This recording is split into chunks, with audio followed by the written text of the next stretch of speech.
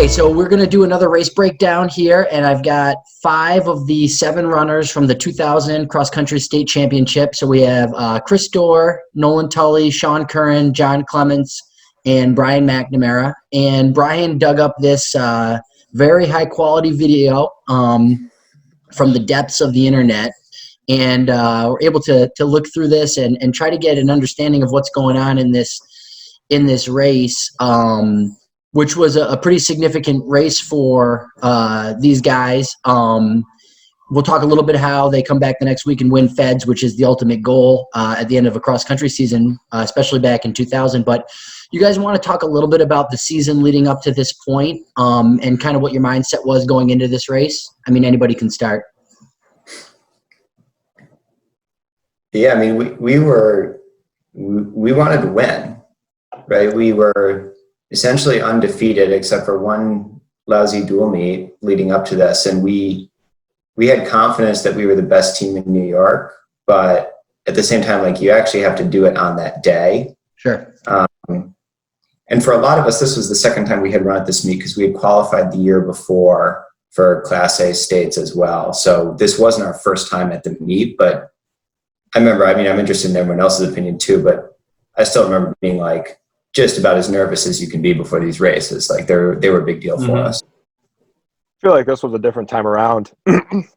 We all kind of grew up with the Dylan era, and then we had Jake and Kevin, and I feel like all of us could feel the momentum growing as a team.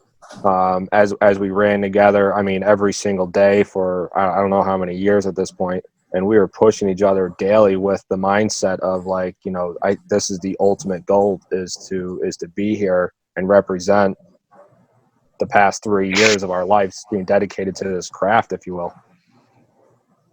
Yeah, that's something your brother talked about, Chris. In his interview, Kevin did, and I mean, I'm glad you bring up some of the guys, before, like Jake Clements, who's John's older brother, and some of these other guys who kind of set, a good culture and a good tone. And obviously the success of Dylan raised the bar of the program.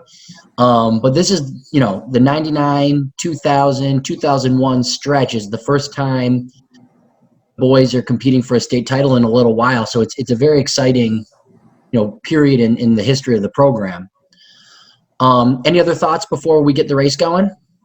I think in 99, it was kind of the Class A's is a real happy to be there situation, where winning sectionals and making it there was our goal, but we didn't really, a lot of things would have to go right for us to win that day. But this year we had a good team, and we were going after the W, and I guess we'll see how that goes out. That plays out. Sorry, Nolan, go ahead. I think we thought we were going to win. I mean, that's what I remember. Yeah. Here. I think we were maybe a little overconfident. This is sure. 20 years ago now, for God's sake. So, but my recollection is that and certainly given what happened the next week, I think we felt we should have won. Mm-hmm. But I think we came in here and expected to win. Not that there's anything wrong with that. I mean, I continue to believe we were the best team. But yeah. Yeah, certainly the year before was helpful for those of us who had run in terms of getting ready. But I didn't, I kind of saw it as like suburban councils and then sectionals and then this and then Feds. And I kind of thought we had a good chance of winning them all. Oh, yeah. Honestly, we probably should have. Am I the only one that remembers that we were kind of hanging out before the race, and then we were, whatever period before the race started, we were ordered into the heated tent, which to me became like the most tense half hour, 45 minutes before we had to go warm up, to just like sit there staring at each other because you couldn't goof around anymore or even have like joking conversations. Like, we were pretty good at keeping it loose most of the time, I think.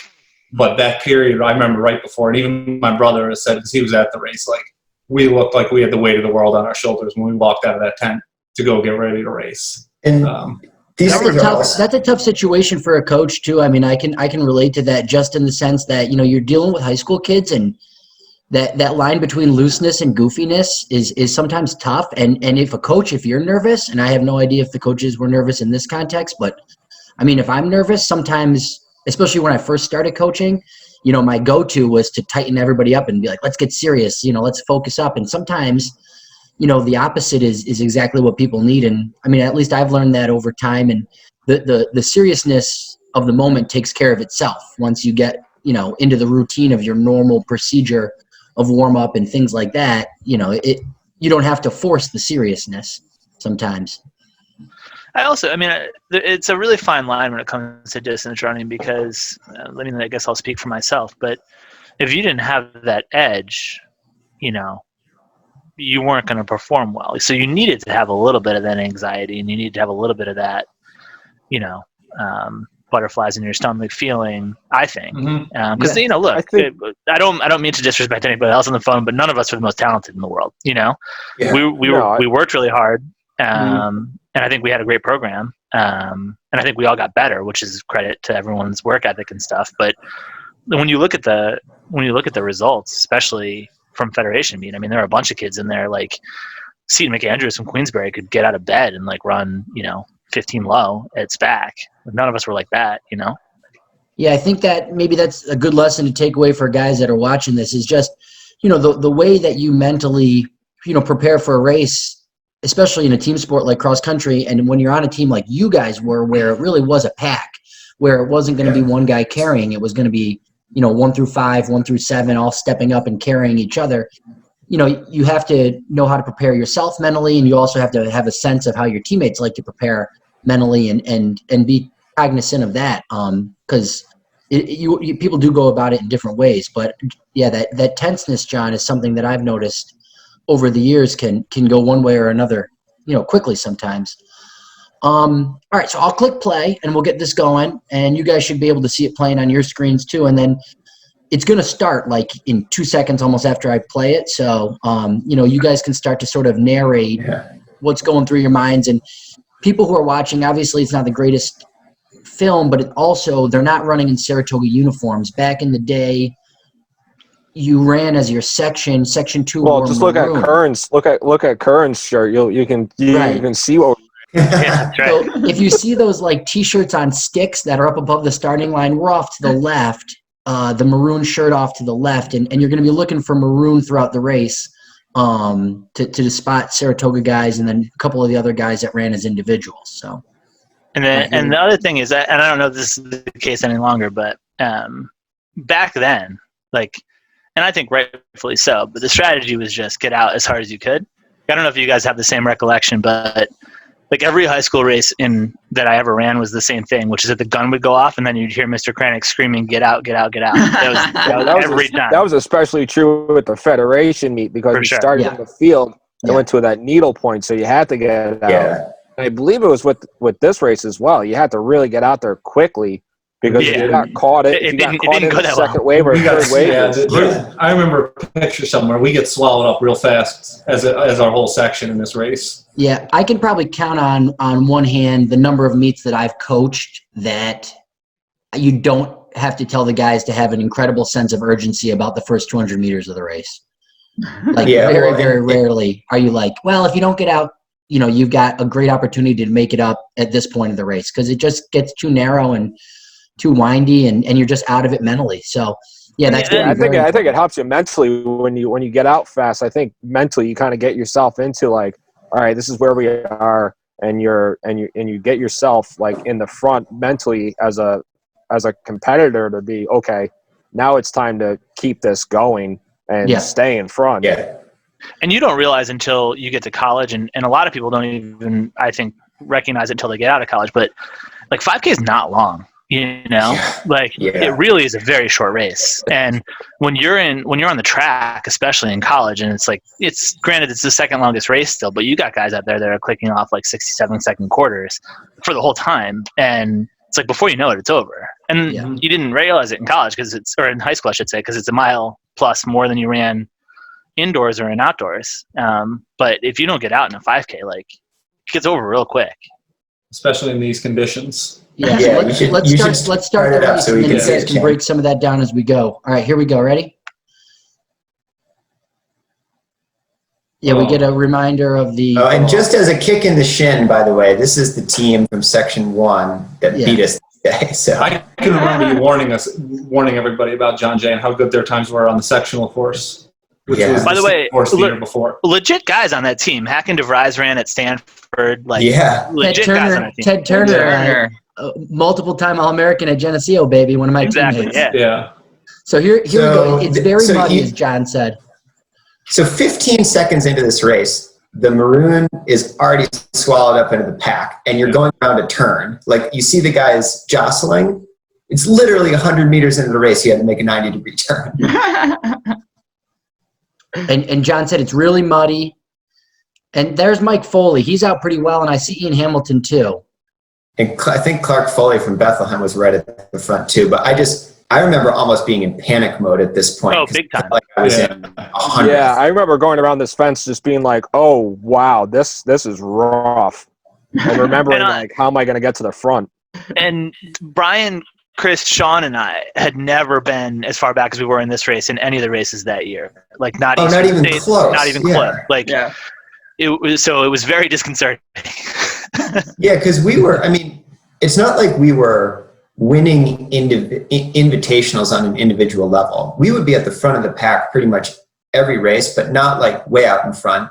So 200 meters into this it was always the four of us in the front of the pack. It was like 3 or 4 spots in between each other. That was it. And the other thing too, I'm sure you guys remember this. Oh, well, we can see some of the sectional shirts here. There's Clark Foley.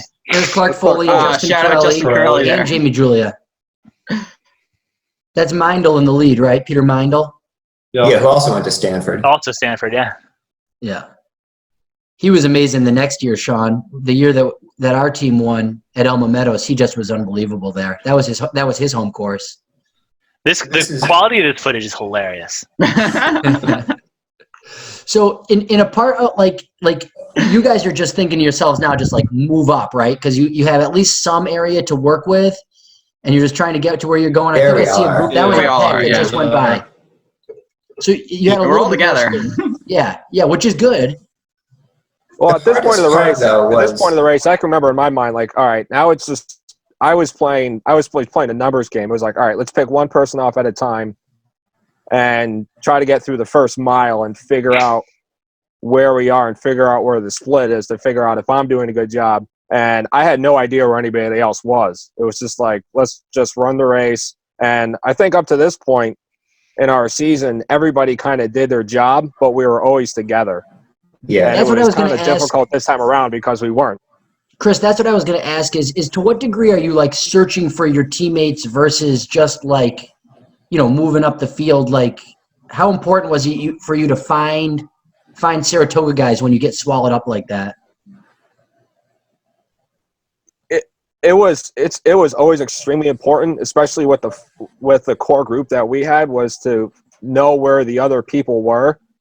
But with this race, it was very hard. I remember in the first half mile alone, I remember just being lost and not knowing really what was going on because how quickly it started and how quickly we got swallowed up around that corner. I remember this part. Didn't someone lose a shoe in this this area? This is like straight uphill. This is brutal. You'll see someone walk up the hill. You'll see someone start to walk because it's so steep and slippery. Are you sure it wasn't me? I think I walked in this. So watch for our pack. There goes our pack. That's you guys right there. That's you guys right there. Didn't a couple of you guys fall at some point? At the very beginning, actually. Yeah, we'll get to that. Okay. The other thing, too, is I can't stress enough how poor conditions the course was in. Yeah. Because, remember, at the state meet, there's 8 races. We were near the end. 4 girls' races. And I think we must have been like the 5th or 6th race. It was just a total, absolute mudfest. Just, anytime you tried to get some momentum, you just found yourself soaking wet in like slop. And that's what was so hard about trying to move up throughout this race. Yeah, that's where the start plays a big part, because it's just like if you don't have the opportunity to move up, everybody's just kind of slipping and sliding along without really, opportunity to make much of a move. And I remember the back loop here. I don't know if we're quite there yet, but like if you tried to get off the mud track, like it was just like 6-inch grass that was completely wet, and you couldn't get any traction on that either. So it wasn't like you could go off to the side and like move up a little bit. It was rough. Well, and I also like, I don't know that SUNY Utica really needed to have like a 4-wheeler over every single race. Yeah, I know. They shouldn't have anyone on the course the day before either. He's built up a pretty good destroyed lead. Friday night when we were Man, look at this lead Mindel has. He's good, man. Yeah, I mean, this was a good era. And he's beating guys who are really talented. Oh, for sure. And in this course, he's doing it running like 17 minutes. Oh, there we all went. So there goes Brian. I can tell Brian, Chris is Chris has right there. Nolan, that's you, right? Me, yeah. And honestly, like, I think we looked better there than we probably ended up, but we had to use a lot of energy to get there. Well, which in hindsight wasn't probably the ideal thing to do, but I mean, I think we all kind of panicked. I'll speak for myself again. I certainly panicked. That's Ian Hamilton just ran by, and there goes Foley, I think. Yes. Which that's wow. Right, like Mike should have probably been up a little bit more and normally would have been. Now this is Mike's first state. There's John right there. There's John. Yeah. Yep. This is Mike's first state meeting. If I'm correct, I believe it's Mike's first cross country season. Yeah, he was playing Pee Wee football the year before. Yeah, and he is running in a state meet, and he'd been the 5th man all year, and like you guys said, the weight of the world was on his shoulders because you relied so heavily on that 1 through 5 pack. I think, I mean, at that point especially, like probably not as he got older, but he was a miler then. Yeah, exactly. He was like a wiry guy who had like a really good turn of foot, and you put him down in the last quarter mile. He was probably the fastest quarter miler on that team. Oh, by far. I would say by far. Yeah. He was the fastest mid-distance guy that I can think of when I was in school. Yeah. If you put him in between 400, 600, 800, 1,000, even 1,200 to a mile, he was by far the fastest guy when it came to that. We all knew what was coming with him in his next couple of years. Yeah, exactly. Mike was a Section 2 champ his senior year. So this is almost halfway through, and I remember it was this back loop of sort of like curvy, flat trails with basically no spectators, right? And I think this is where, who was it? Nolan, I know it was me and you, and then somebody else. Sean. Fell. Yeah. Of each other. I think Sean was the one that fell, like went down, and then we were, the 3 of us were together, and then I think I got the least bad of it. I think Sean went all the way down. I think you tripped over him, Brian. And I tried to jump.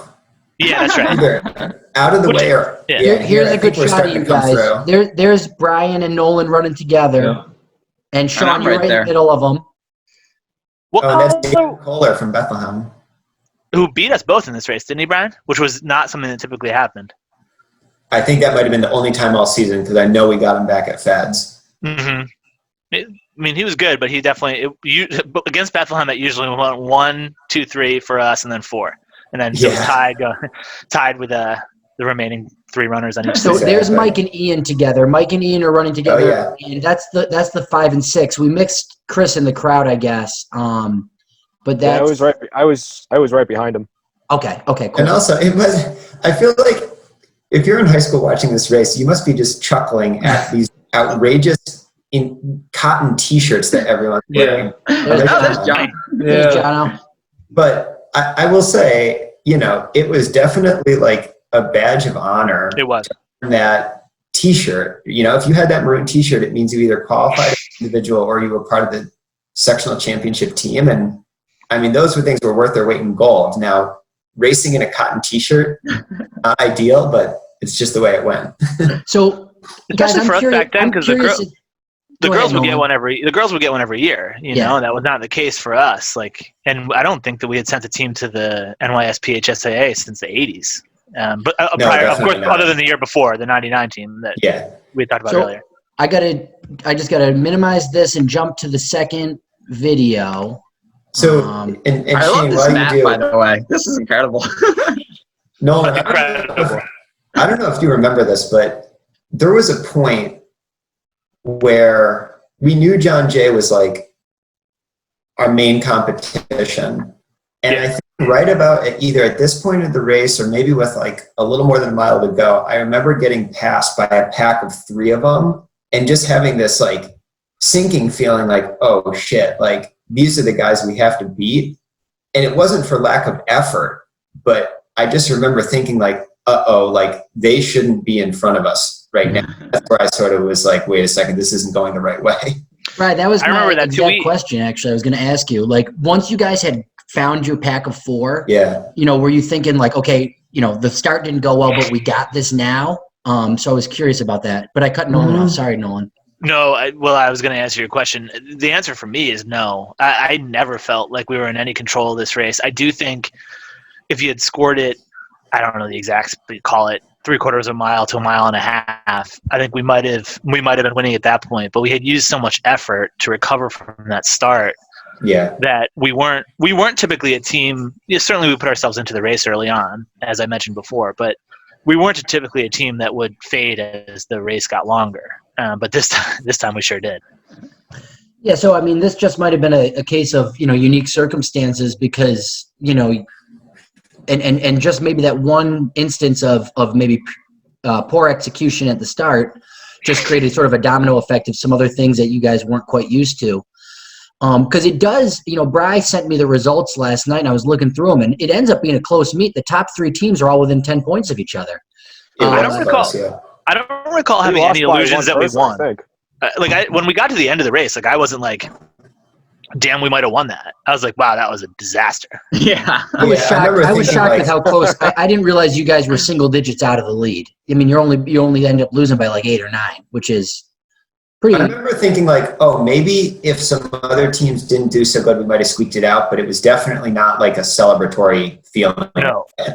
There goes the John Jay guys. Yeah, the week before at sectionals, Nolan waited for me at the There's starting Brian, line, Nolan, number Sean, 1, and Chris right there. Boom. There's 4 right there. But that's a tight pack.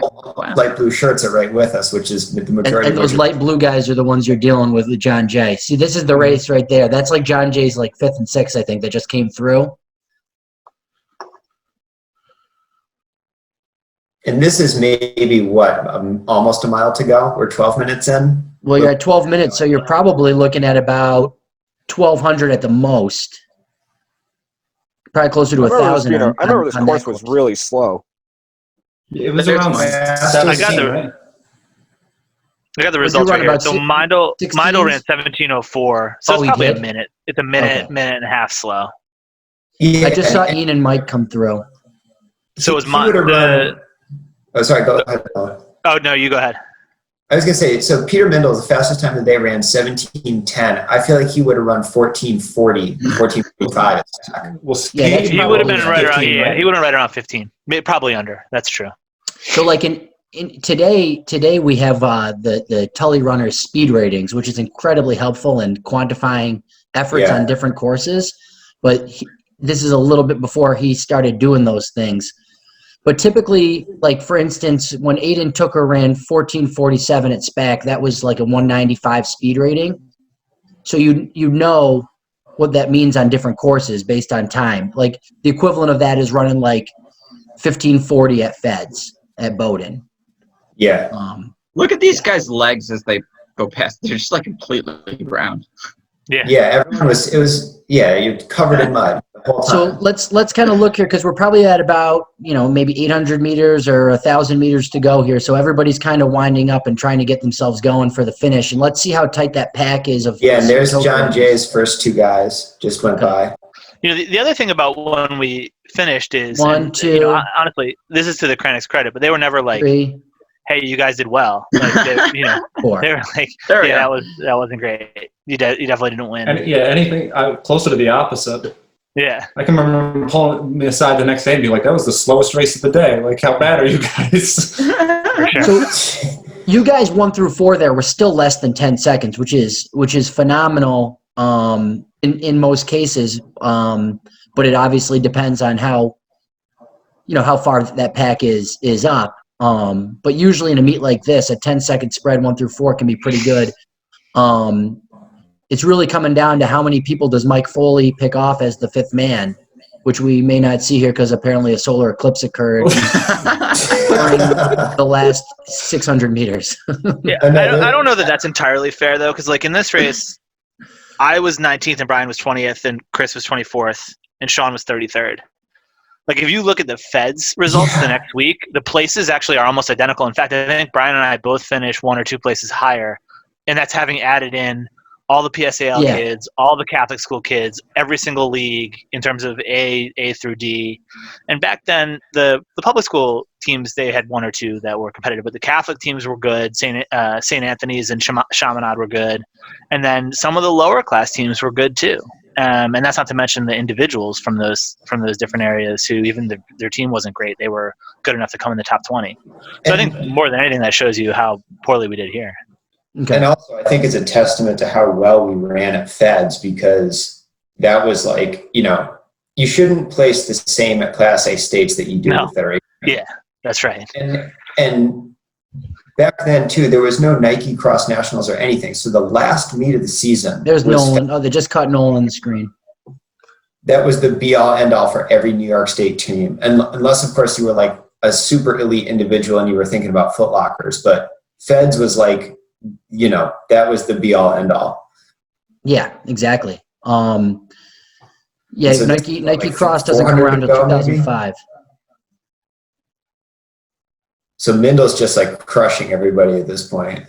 Yeah, he looks awesome. I mean, he's just pulling away and. Well, I mean, he's all like, this race was for guys. There's the category of distance runner that like they're a little bit thicker and like big legs. He's going Chris Solinsky on him. Yeah, Solinsky's a great example. Like that, this race was made for that kind of distance runner. That's a really good point. None of us were like that. We were like incredibly lanky, exactly. And so we were just flipping and sliding. Strength to weight ratio, because he's incredibly strong, but he's not. He's probably not over 140 pounds. No, I mean obviously he's just the most fit kid in the race, but he's like just built that way. He's built to be able to power through this stuff. We weren't. So we could have been as fit as we were, and just. So this is the finish Shane, here. One other thing I'll point out at the finish line. Back then, there were no timing chips. So where you ended up in the chute was of paramount importance. And so you'll see the guy there, the official with a rope trying to corral people. And you would like elbowing dudes in the chute to try to get your spot. Jamie Julia, so happy. He beat Crowder. That was that was full. There's Ted Turner. So this is John Jay. Yeah. John Jay. 1, 2, 3. John Jay. Yeah. That's hacking. I mean, that's the race right there. Yeah, they get their first 3 in before here our comes one. Nolan. This is Nolan finishing. Brian right behind him. And there's Chris is next. Chris. Yeah. And we'll see Sean in a second. Right there, coming in. Right I mean, you guys are, you're within 10, 15 seconds of each other, but. Sean, who was the Section 2 kid in front of you? Just right. Hold on, I'll look at the results. No, it's Dan Kohler. Dan Kohler. Oh, was it? Oh, so he didn't beat us. Good. And we beat Weishar, thank There's God. Weishar. Marty. With the ponytail. I love it. Oh, man. I forgot about him. Remember, yeah. what's his face? Adam Prada called him Louis XIV. That was great.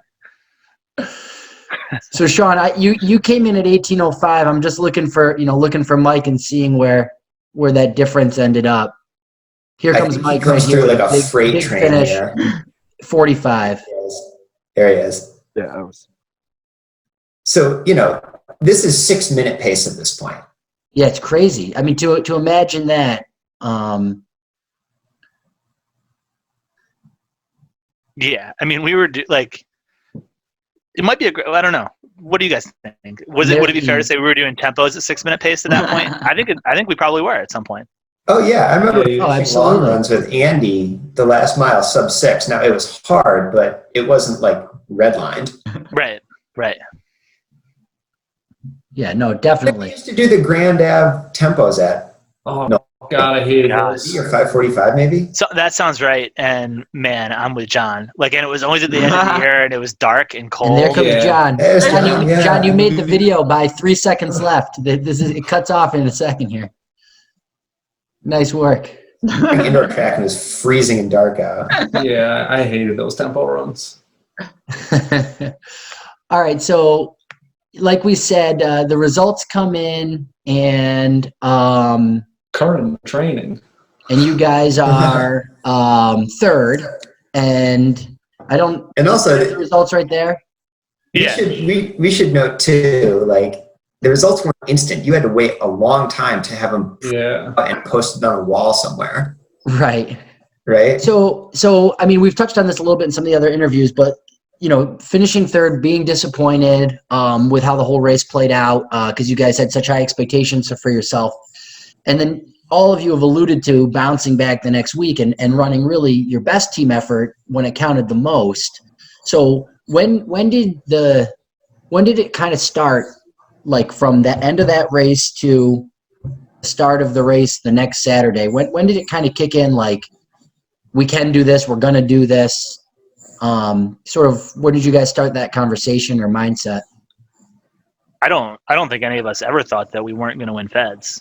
I genuinely believe that. Yeah. I think we got onto that bus, and there was certainly disappointment, but I think my recollection is that the prevailing sentiment was anger. Like, I think we all felt like we got robbed.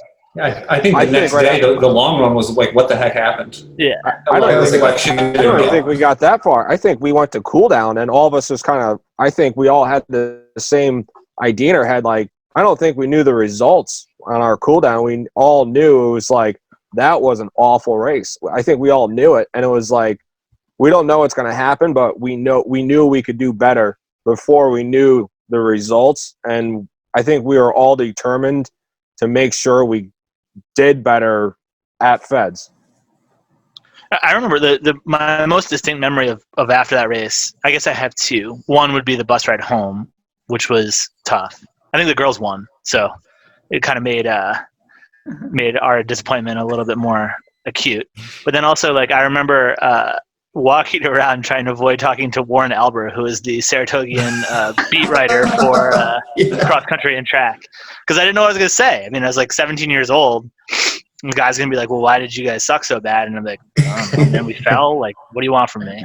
But I don't know. I would love to actually read that interview, because like I really don't recall what I said, but I recall trying to avoid him for like 45 minutes. Oh, I have the whole thing printed out in my scrapbook that my mom made for me way back when. I should have pulled it, but oh my God, I can only imagine my comments are so stupid. Like, oh, we tried really hard, Warren. Yeah. No shots on Warren Albert, but I remember being misquoted quite a bit. I don't think he had a recorder or anything like that. So he just wrote whatever he wanted. Cell phone to record it. Oh, Yeah, no cell phone there. That's for sure. The cross country beat job was, I mean, he was on that for a long time. Yeah. That's when Yeah, local Charles newspapers, Charles like, that's where you got your news. Like, it's, I don't know if they do it now, but I remember on Wednesday mornings, you'd get the Saratoga and they would have the dual meet results from every council meet printed out. Like, that's just, it seems crazy now.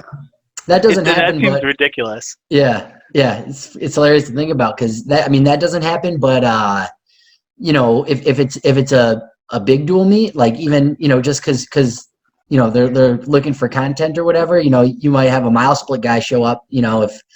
If we're racing against Burn Hills and Shen at SPAC, you might have a mile split guy show up and take some footage or something, which is cool. But hold on, like that.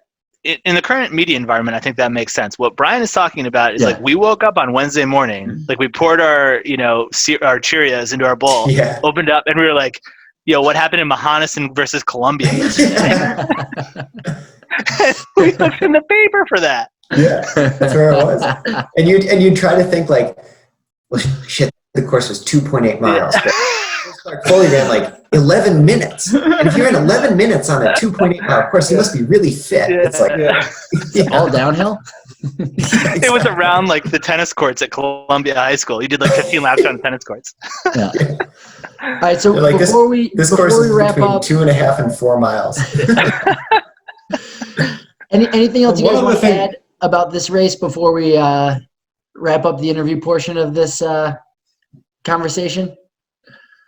I mean, I would say that the one thing I would add, like, I guess this is the point of it all, right? Is like, you picked this worst race of our high school career for, we got to come out with some sort of silver lining. So I remember that next week of practice being real hard.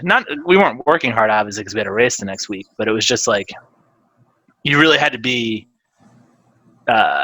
dedicated and focused to like get through those days of practice, because it was cold. I mean, it was mid-November, so it was getting dark really early, and we were running, and as Saratoga always is in that time of year, like it seemed to be. I remember it raining every day. I'm sure that wasn't the case, but my recollection is that it rained every day. And then we would stay in the locker room for like hours after practice trying to throw Gatorade into a trash can, 15 feet away. And we couldn't leave until someone did it. So that took that was an extra hour at the end while our parents were waiting outside in the circle. I'm sure minivans, we had cars back then. That's true. That's fair. Like we were seniors, so we could drive ourselves. I had a massive carpool to bring home. It's actually why I never made it home at a normal hour, because I just was forced to get rides with any number of you guys, and we just playing around in the locker room. But I kind of think that's why we ended up winning the next race, honestly, because like we had that team camaraderie, and it was something as stupid as throwing empty Gatorade, Brian's empty Gatorade, to give credit where credit is due, into the trash can across the way. And like that was the kind of, and during that time we were like talking about what went wrong, what we're going to do the next race, and why we thought that we were still the best team in the state. And I think that kind of mental preparation, more than anything we did on the roads or on the track that week, was why we ended up winning at Feds. And the other thing, kind of like John's saying, just staying loose with it and building up your confidence as you go with each other, which is key, because it's organic that way. It's amongst you guys in your natural setting, which is important. And we can also remember just. Sorry. Go ahead, John. I was just going to say. Obviously, we talked about John Jay a lot, but I can remember Nolan's reaction when he found out Grease Athena beat us too. I was like, "Holy crap! How bad did we run?" So it was just like throw the race in the garbage and move on. And I think that we touched on the focus of the start. And if I remember correctly, Brian, weren't you like in the lead of Feds coming through where it bottlenecks? I think 400, 600 meters out. I overcompensated because I that first 600 in like 90 seconds. Yeah. Because the sting of getting pinched at the start at state meet was so top of mind for me. I was like, there is no way I'm going to let that happen again. Mm-hmm. And definitely a picture of us. And I think it's a few of us who are like, it's like Charlie Millioen, and me like right in their hip pocket. And they went 1-2, by the way, if I recall. We're 1-3, like that. Millioen won. And these guys are Foot Locker qualifiers. Yeah. History note, that year it was Witzenheim, Webb, Hall. True. And you know who got fourth at Foot Lockers that year? It's Charlie Millioen. Yeah, awesome. That's Charlie Millioen. So he only got beat by 3 dudes in that race. And I was at in his hip pocket. Three dudes, all of whom are Olympians. Right? Olympians. Yeah. Oh, and American record holders. And the whole thing. Right? My guess, though, Bri, is that when these guys, if they saw you up there, I doubt any of them thought, why is he doing that? That's stupid. I mean, I just don't think that it registered that way. I think they were probably like, Brian's bringing it. Let's go. Let's do this. He's doing. He's up there. So I haven't run Bear Mountain in 20 years, but my recollection of it is but it bottles down to like that narrow area, and then you go around kind of a field, and then it's uphill pretty much to about 1.5 miles, and then it's pretty much downhill until you get to the field where you it's an out and back course essentially. Chris and Sean and Brian were all out there, and they were kind of having from the gun like the race that we should have had at Class A's. And I was never really a big uphill guy. And so at like halfway through, it was like the three of them were top 20, top 25 at worst. And the moment I remember thinking we had a chance to win that race is when I caught them, and we were kind of running in a diamond. Yes. And it was like, there was like a little at the flat bottom area of the before it goes down. hill when you start to come back down.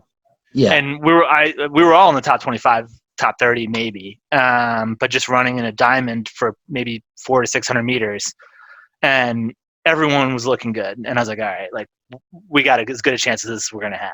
Yeah, I mean that course is such a challenge mentally to execute it properly, because you have to get out, but then you have to run a lot of uphill, and a lot of it's grass, going up in wood chips, and you have a couple opportunities to correct yourself, to fix yourself.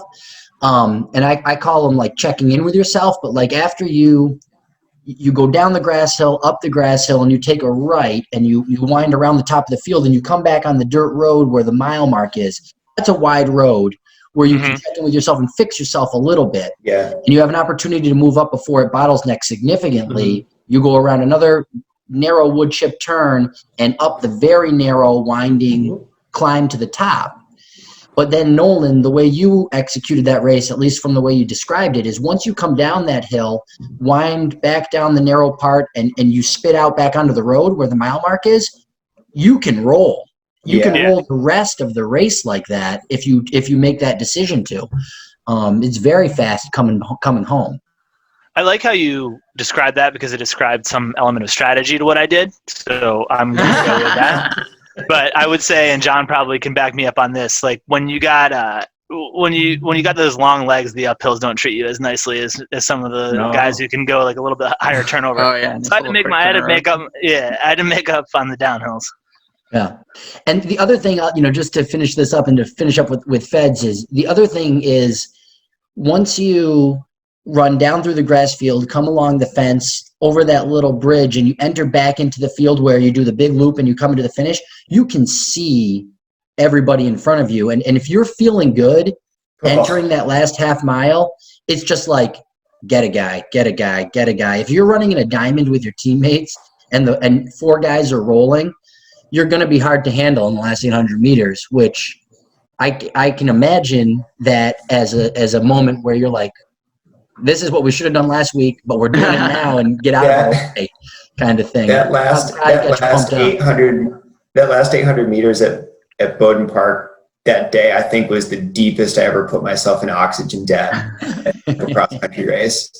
Like right at the absolute edge for the last 2 minutes of it, and just finishing feeling like I was going to die. So tell me this: when you finished at States, you guys said you all pretty much knew that it was a bad day. You didn't win. You just didn't know how bad. Now, when you finished at Feds, was it the inverse, or were you still close? We knew we ran well. Yeah, we knew we ran well.